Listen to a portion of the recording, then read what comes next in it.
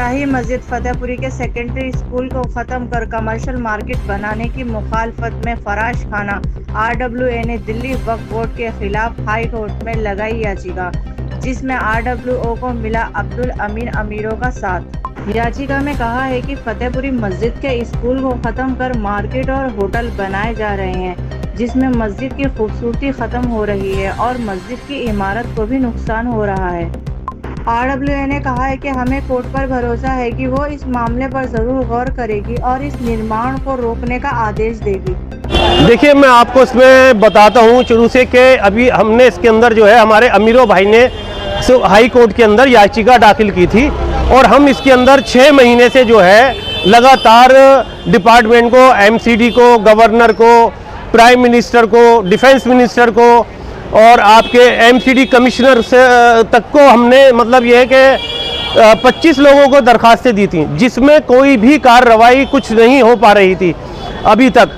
लेकिन high court के अंदर जाने के बाद इसके ऊपर फ़ौरन एक्शन हुआ और अभी 5 तारीख को फ़ौरन जो है हाई कोर्ट ने ऑर्डर किए और पुलिस से, MCD से, आर्कियोलॉजिकल सर्वे ऑफ इंडिया से और दिल्ली वक्फ बोर्ड से जितने भी ये तमाम पार्टियां मौजूद थीं, उन सब से जो है दिल्ली हाई कोर्ट ने जवाब मांगा है और उनसे कहा है कि आप 1 महीने के अंदर जवाब को फ़ौरन दाखिल करिए। असद साहब, इस पूरे मामले को लेकर आप पे भी काफ़ी इल्ज़ामात लगाए गए थे, क्या वो इल्ज़ामात थे और क्या वो उसकी सच्चाई क्या थी, ये हम आपसे जानना चाहेंगे। देखिए, जब भी कोई एक सच्चाई काम की लिए आवाज़ बुलंद करेगा, उसको दबाने के लिए लोग तरह तरह के इल्ज़ाम देते हैं कि ये बैड एलिमेंट्स है, ये पैसा खा जाते हैं, ये जो है इनके जो है सिस्टम के अंदर गलत सिस्टम है, गलत लोग हैं इनके साथ। लेकिन हमने उन लोगों को इग्नोर किया, हमने किसी की आवाज़ को ये नहीं माना कि कभी ये हमारी नहीं, जो हम पे इल्ज़ाम लगा रहे हैं कि वो सही है या गलत, लेकिन हम अपना काम करते रहिए। आज हमको जो है कामयाबी हासिल हो गई। अल्लाह ने पूरे हिंदुस्तान क्या, पूरे दिल्ली के अंदर एक बंदा ही अल्लाह ने हमको दे दिया, अमीरों साहब, जिन्होंने अपने खर्चे से, आप मामूली खर्चा नहीं होता हाई कोर्ट में जाने का, कम से कम जो है 1 लाख रुपए का खर्चा आया है। जैसा कि आप ये देख रहे हैं, अभी तक काम नहीं रुक रहा और ये 3 मंजिल तक ये काम अभी तक जारी है। ये हेरिटेज डिपार्टमेंट सो रहा है क्या? MCD सो रही है क्या? हेरिटेज डिपार्टमेंट कहता है कि जी हमने आगे लिख के दे दिया, MCD कहती है जी हमने एक्शन ले लिया। यहाँ तक कि ये मेरी MCD के जो डिप्टी कमिश्नर हैं, उनसे मेरी मुलाकात हुई और उन्होंने ये बताया कि हम इसके ऊपर एक्शन ले रहे हैं। आज उस बात को 3 महीने होगा और 3 महीने में ये 3 मंजिल बनकर इमारत तैयार हो गई है और इसके अभी तक कोई एक्शन नहीं हुआ। लेकिन मेरा कहने का मतलब ये है कि आज तक जो है ना तो MCD सुन रही, ना कमिश्नर सुन रहे, ना MCD चेयरमैन सुन रहे, लेकिन हाई कोर्ट, मुझे लग रहा है सारा हिंदुस्तान का काम जो है दिल्ली का हाई कोर्ट ने ही संभाल रखा है। बिना हाई कोर्ट के कोई भी काम जो है कंप्लीट हो ही नहीं रहा MCD का।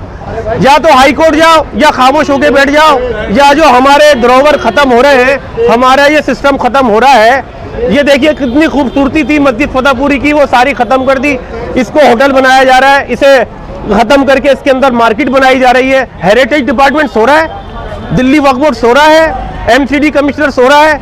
हम कम से कम बार बार रिमाइंडर कर रहे हैं, लेकिन किसी की कोई अभी तक समझ में आ ही नहीं रहा। आप अंदर चल के देखिए, मार्केट बन के तैयार हो गई। किसने दी? अमानतुल्लाह से मीटिंग हुई, उन्होंने कहा जी हमने अथोराइज मार्केट बनाई है।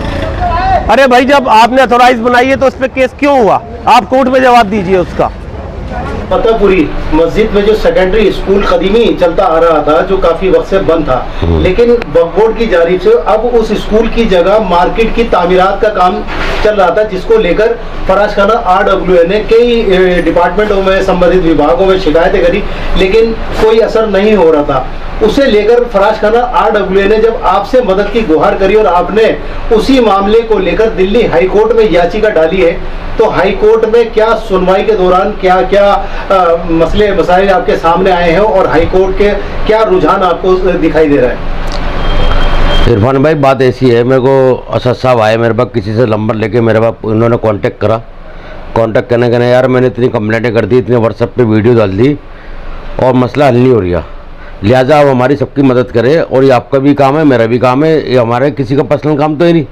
मैं मुसलमान होने के नाते, मस्जिद का काम है, मदरसे का काम है, इस काम को हमको सबको मिलकर करना चाहिए।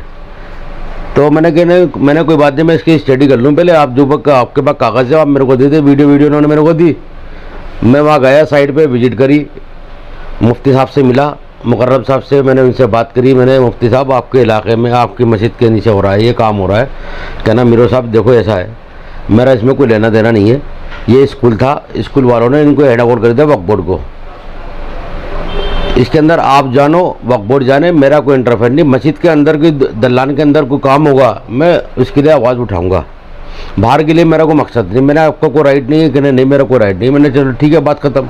मैंने अपने वहाँ फ़ोटो वोटो खींचे, कुछ जो कमियाँ थी मैंने उसकी पूरी करी। पूरी करने के बाद मैंने एक एप्लीकेशन बनाई, एप्लीकेशन बना के मैंने गवर्नर साहब को, चीफ मिनिस्टर को, MCD को, हेरिटेज को, SI को और BSS को, उनको सबको कंप्लेंट करी, कोई एक्शन नहीं हुआ। फिर दोबारा कंप्लेंट करी मैंने, फेस पे कोई एक्शन नहीं हुआ। फिर मैंने सारे एक रिमाइंडर दे के मैंने हाई कोर्ट में वकील को दे के अपने वो लीगल एडवाइस से मैंने एडवाइस ली, उन्होंने इसको काम को अंजाम दे दिया, कहना भाई इसमें PIL डल जाएगी। अभी साहब जिस तरह नीचे तो चश्मा मार्केट बना दी गई है, लेकिन 3 मंजिला इमारत खड़ी की जा रही है, और उसके बाहर ही अगर बात करें तो होटल में भी जो है तामीरात का काम चल रहा है।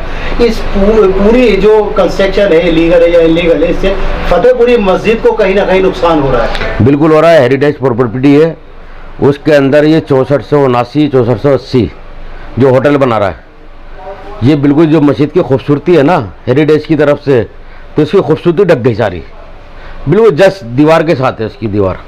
पूरा होटल बन गया, 4 मंजिल बन गई है, वो 4 मंजिल बनने का पूरी मस्जिद ढक गई, जो वो हम नहीं चाहते किसी तरह। हम मस्जिद से नीचे रहे, हमें कोई दिक्कत नहीं, कोई दुकान बनाए मकान बनाए, हमारा क्या दिक्कत है, हमारा क्या लेना देना, हमें यहाँ रहते हैं वो वहाँ जाके कुछ भी बनाए, लेकिन मस्जिद की खूबसूरती को ढकेगा उसके खिलाफ हम आवाज़ उठाएंगे, वो हमारा राइट है।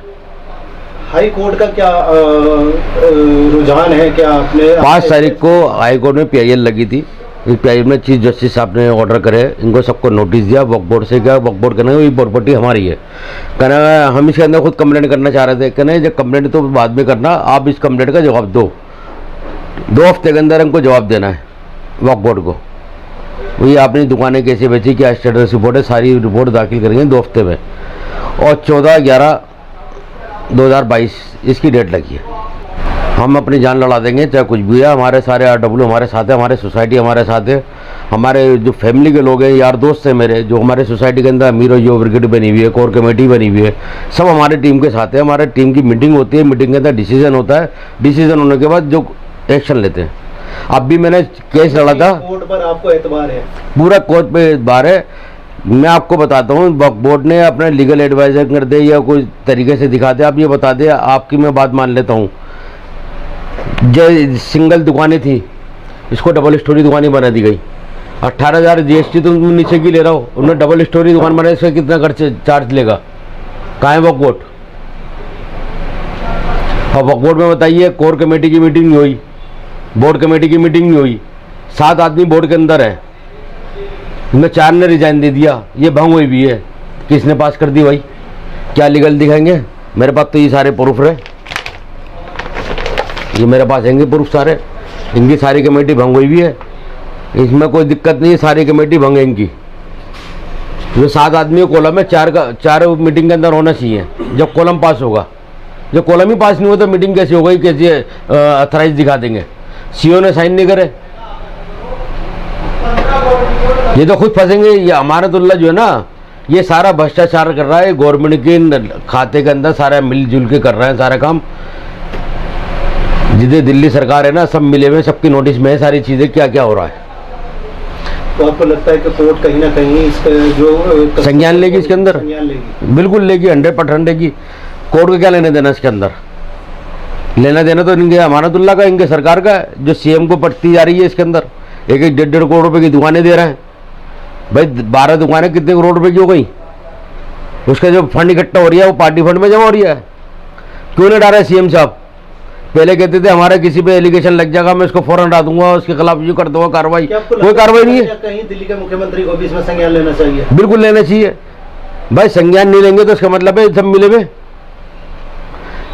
आप मेरी बात बताइए, जब आदमी जब आपको इतनी कंप्लेंट कर दी, LG साहब ने CBI की इंक्वायरी खुलवा दी, एंटी करप्शन इंक्वायरी चल रही है, 50 काम चल रहे हैं, लेकिन CM साहब कुछ कान में जू नहीं रुक रही, यानी कि सब मिले हुए। चोर चोर मुशेरे भाई बने हुए सारे। अभी तो इसमें एक खुलासा करने जा रहा हूँ, अभी टाइम लगेगा थोड़ा, मैं एविडेंस इकट्ठा कर रहा हूँ, बड़ा हाई लेवल के अंदर वो मामला हो रहा है। आप मेरे को कुछ वक्त दीजिए, मैं आपको बुलाऊंगा इंशाल्लाह। अगली सुनवाई कब है? अगली है 14/7 14/11।